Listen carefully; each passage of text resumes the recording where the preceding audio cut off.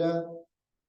Our next presenter again is Dan Pereira of JX Design, based in Santa Clarita Valley, California. He'll discuss the role of human-centered design in guiding artificial intelligence. And again, there's a recurring theme here from a technology perspective, a cybersecurity perspective, and the vast volumes of data that we share with our devices day in and day out. So be mindful of that as he discusses the concepts around design and technology. With that, I bring up Dan Pereira for Human-Centered Design.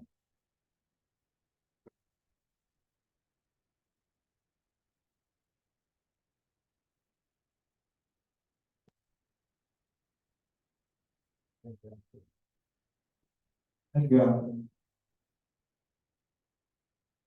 Good to see you guys again for the second time for the podium. What is human-centered design? I was waiting to do this speech than the previous speech because I love human-centered design, and it's all about how we create solutions for ourselves. Let's jump in straight away. Understanding human-centered design. User-centered design. What does that mean? Every single thing you're wearing, you're watching, you're using right now, it has gone through a rigorous R&D, research and design. And how your thumbs are moving on your phone, when you're using it, how the computers are designed, and how we're wearing a t-shirt, how we're wearing shoes. So human-centered design or user-centric design, purely understanding how we think, how we behave, how we use a product or a service, and how much we are going to like it. So we will use it over and over again. Just like the like button that came up. You got to cook it. And AI. User involvement, user-centric solution, iterative design. What does it all mean?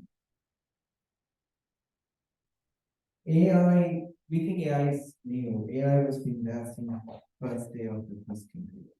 AI is basically its automation. Large language algorithms or any type of algorithm basically making our lives easier. That is what artificial intelligence means. It's not ChatGPT. It is not. I'm sorry to say. When the first computer came out, that was AI. Of course, it wasn't called AI. We were also thinking about how big the computer is, how fast the RAM and but we were basically depending on a computer. AI is basically artificial intelligence, and intelligence on another box on a computer or a device telling us or helping us. That is what artificial intelligence is. However, within the user-centered city or within the human-centered design, again, it goes back to how we think, how we feel, what we see, what we say, and what we touch. There are sensor systems that we have that creates an experience within or towards a product or towards a service. Every single product you use, every single service you use, today's world has gone through the XDA process. Otherwise, they will be coming out with this thing and then put it on the market and see, yeah, it'll sell it. Some people will buy it. That age is gone. Nobody's doing that anymore.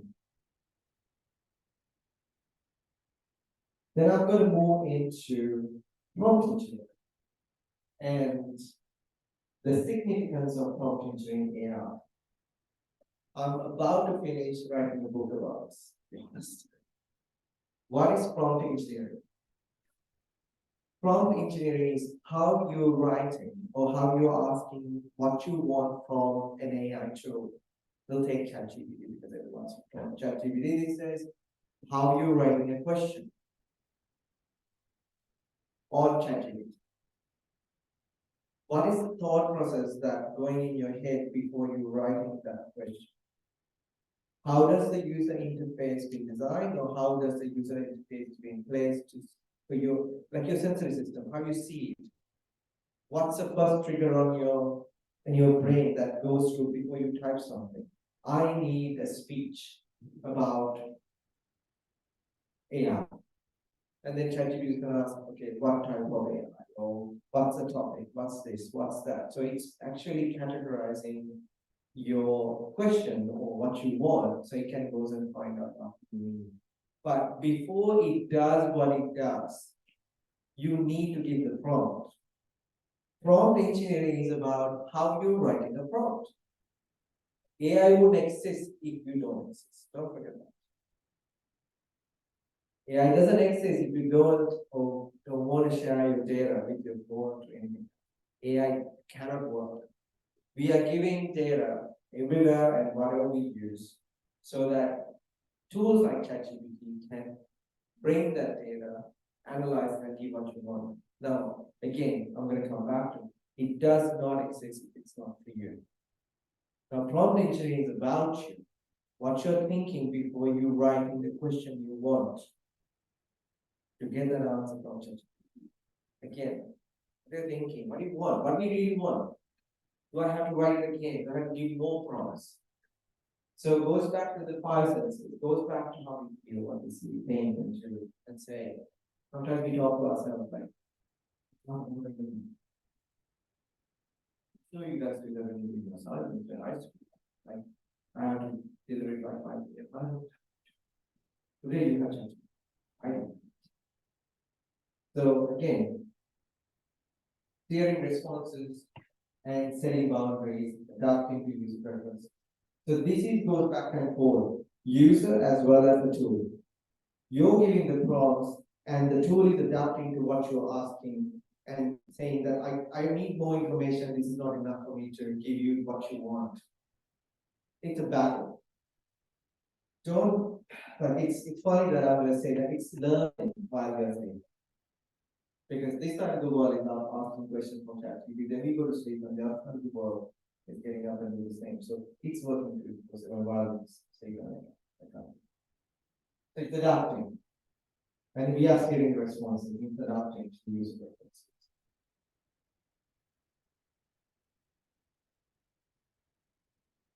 Human AI partnership, effective prompt crafting and leveraging strength, goes back to human AI partnership. I really want to emphasize human interaction towards the tool rather than tool interaction to the human. Our psychology is the most important thing that we carry out every day. From the time we wake up until we go to sleep, all we do is we engage with things expecting it to be happy. What do? Talk to people, get engaged with tools, we just want a better response. We want to be happy. There are apps now making you happy. There are rings and watches. You talk about wearables, triggering us to be happy. What happens? They're engaging. So, human AI partnership. We want something to be productive, efficient, and speedy. Something quick, so I can finish my assignment. Something quick, I can finish my report. Content, he became the king, and we want content to be successful to make us happy. Feelings, emotions, psychology. That's what triggering AI prompt engineering. Prompt engineering is very important. There are companies today looking for good prompt engineers, paying big, 6 figures and plus. Because you need to, they're looking for faster responses again. Even it's created by AI, if you're not asking the right question from the AI tool, it's not going to give you the right answer. So prompt engineering and human-centered design, it goes hand in hand because centric and centered design is about how we design a solution for ourselves. And AI is just helping us.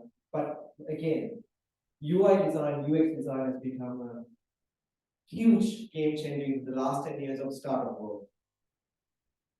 The startups don't go to market without doing A/B testing or any type of testing, even cybersecurity tools. You're not going to just go ahead and release it if you're not going to test it. But who are you going to test it with? Humans. Because at the end of the day, there will be a UI that you're going to interact with, and if it's not designed properly, and if it's not designed for humans, and your prompt engineering or your concept of prompts, of asking the right question, is not going to work because the design has failed.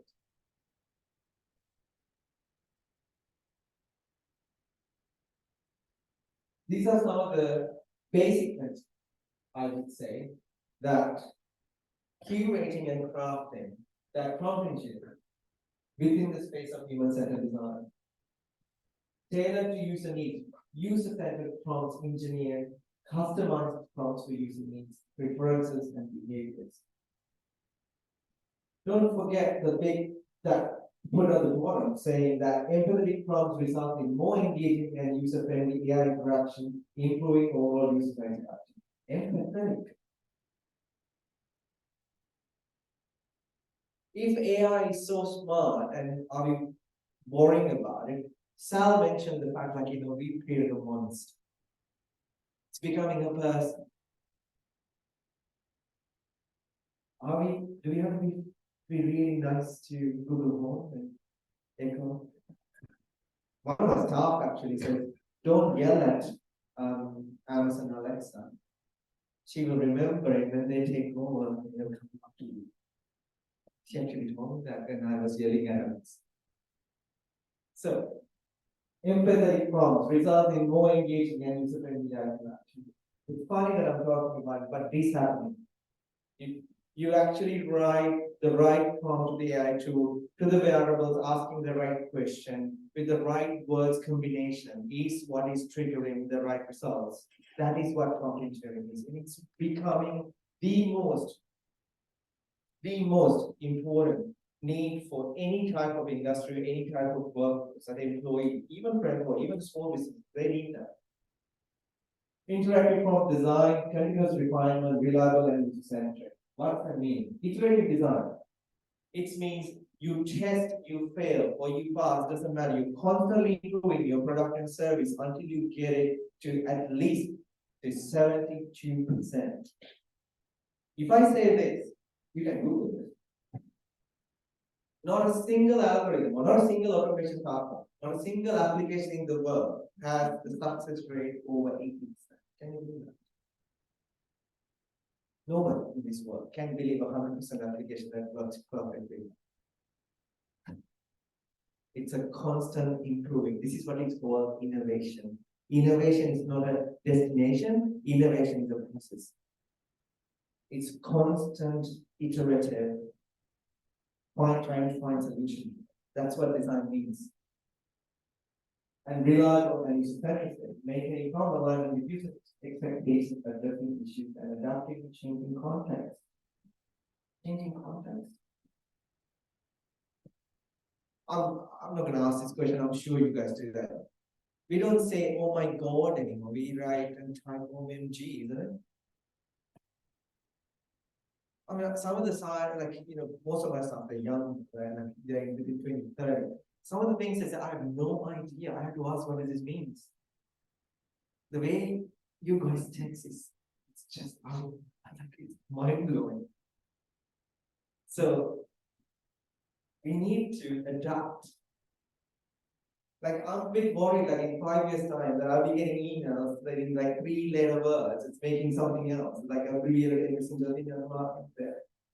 So we need to adapt. Accessibility, ethical and universal. Accessibility and inclusive is very important. I'm not going to deep dive into it. Whatever you guys are doing, whatever solution you need to think about accessibility. That means people who have disabilities, how they're going to use your product and services. It's becoming #1 requirement for government agencies across the world. I work in Australia, New Zealand, Dubai, US, and Europe. Trust me. If you work with a government agency, they will ask, what are your accessibility requirements within the design space? Ethical and universal. Think global and think ethical. Design for the community, design for humans. But I was saying, ethical consideration, prompt engineering, bias mitigation, avoiding harm, privacy protection, and transparency. We know about chatbots, and we know what we ask them every day. Be careful what you ask them. Because everything you ask them, they get recorded and it's part of your data that's collection. And how you write, how you type. As much as companies are looking for prompt engineers, every single human using a chatbot is a prompt engineer because we are asking questions. My phone is not working, my internet is not working, and you have to chat with Verizon or T-Mobile or whoever is chatbot. And they're becoming so much smarter than it used to be. I used to hate chatbots, actually. Now my clients are asking, can you create a much better chatbot? So we don't have to use a staff to call and answer calls every day. So everybody's becoming a prompt engineer. But then we have to think about ethical considerations like here. Siri's natural language understanding. Apple aimed to enhance Siri's natural language understanding to improve user interaction with its virtual assistant. XD approved an outcome. I'm conscious of time. Wrap it up in the next couple of minutes. So I'll let you read a little on this. What is the HCD approach, human-centered approach? By conducting extensive user research, including observing how people interact with Siri and identifying pain points. We also sought feedback through service and usability studies. How they do it? Because we talk to Siri every day, we use their website every day, we use their phones every day. They know everything that we do, where we are, what we do. That's research they do. They don't need to spend millions of dollars because we are doing it for them. But again, they do the research and design around our senses. I'm going to remind this again. What is human-centered design and what is prompt engineering? Human-centered design is when you design a solution, thinking of our sensory systems, what we see, what we think, what we say, how we feel, what we touch, so on and so forth.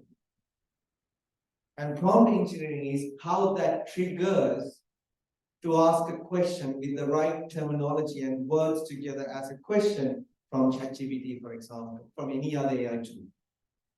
And put that together, and you get an understanding of how to create a solution and design the right user experience for your customer or your user.